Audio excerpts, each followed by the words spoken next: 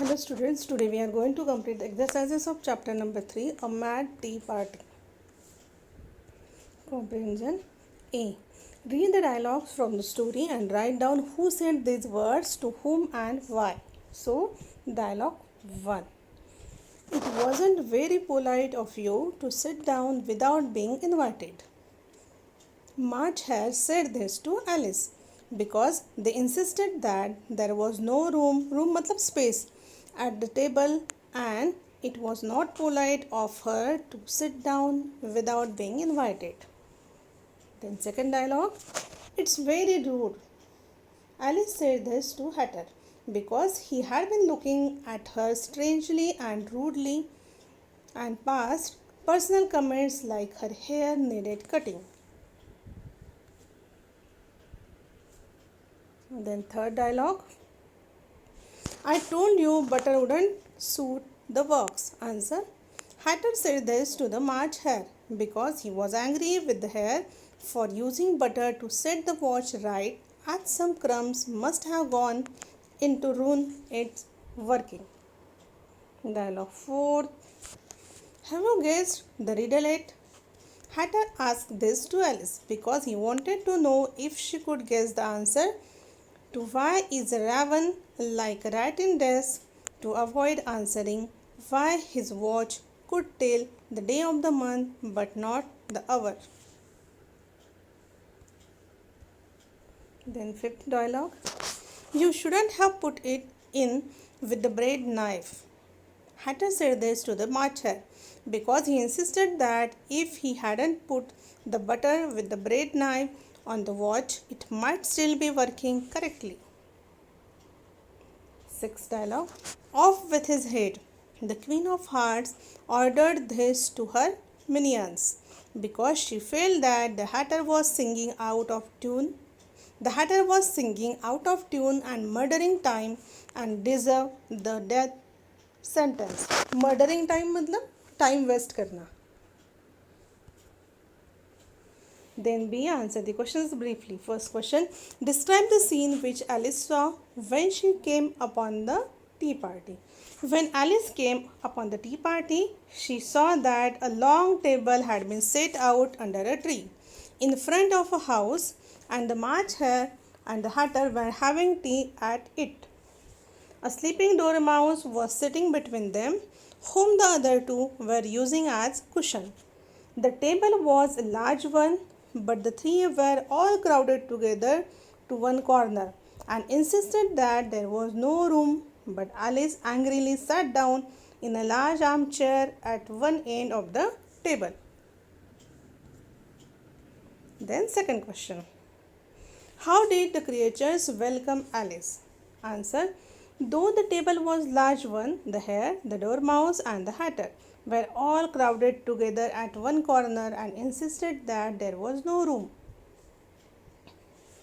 They were hardly warm or welcoming, but Alice angrily sat down in a large armchair at one end of the table. Thereafter, the Hatter and the hare continued to be rude to Alice. Third question. What was the first question the Hatter asked Alice? What riddle did he then ask her? Answer. The first question that the Hatter asked Alice was why a raven was like a writing desk. The riddle he asked her was what day of the month it was. Then fourth.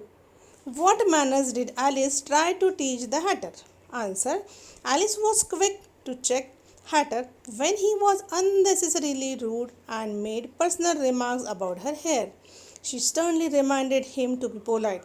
She also dared to advise him to do something better with time than waste it in asking riddles that had no answers. Next question. What song did the Hatter sing and why did it seem familiar to Alice? Which famous song does it resemble? Answer. The Hatter sang a most unremarkable and unmelodious version of Twinkle Twinkle Little Star. Twinkle twinkle little bat, how I wonder what you at. Up above the wood you fly like a tea tray in the sky. Twinkle, twinkle, little star. Alice was familiar with it since it resembled Twinkle, Twinkle, Little Star, a popular lullaby. Then next question, 6th. What happened at the great concert given by the Queen of Hearts? At the great concert given by the Queen of Hearts, the Hatter proceeded to sing. He had hardly finished the first verse when the Queen jumped up and screamed that the Hatter was so out of tune that he was murdering the time and commanded that he be beheaded. Question number 7. Why and how was the Hatter punished by time? Answer. The Hatter was accused of not following the beat and murdering the time by the Queen of Hearts. Since then, time was furious with the Hatter and refused to abide by the time and always showed 6 o'clock. For the Hatter and his friends, it was always 6 o'clock and tea time, with no time to watch the things between the whiles they had to keep moving around. Then see, think and answer the questions. First, if you have read how the Hatter uses personification while speaking about time, give 2 other examples of personification from the story and explain them in your own words. First, Alice felt that the party creatures needed to do something better with time than waste it in useless riddles they didn't have answers for. Then second, he won't do a thing I ask, is Hatter complained against time as if it was disobeying him on purpose.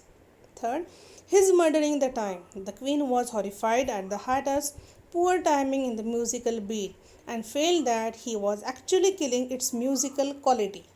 That was a crime like killing a human being. Second question, what are the various aspects of the story that makes it nonsensical or unreal? Mention instances from the story to justify your answer. Answer. Nonsense genre of literature encourages a vivid imagination like the unreal tea party set up with talking weird animals in this story. Such literature motivates the use of the reader's wisdom to freely lend meaning, especially tongue twisters like say what you mean and mean what I say. See what I eat and eat what I see. Like what I get and get what I like. Even the logic is ridiculous and forces us to be clever in our interpretation. The moral purpose or intention of the author is also not evident most of the time in such stories, or the author can leave loose ends, such as the March hare yawning. I am getting tired of this, I owed the young lady tells us a story. Such literature seems funny, often meaningless, but forces the reader to rethink typical such as the Mad Hatter, the Sleeping Dormouse and the March Hare.